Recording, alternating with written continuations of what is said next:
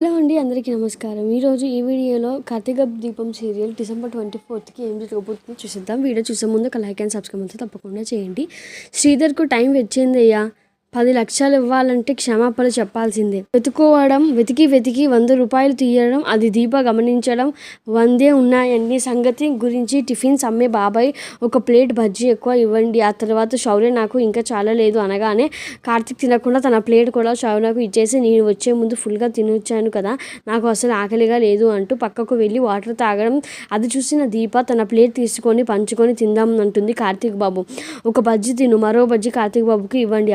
అబ్బో అంటే అబ్బో అన్నట్లుగా నటించి ఆ సీన్ బజ్జీ బాగుంది కదా బాబు.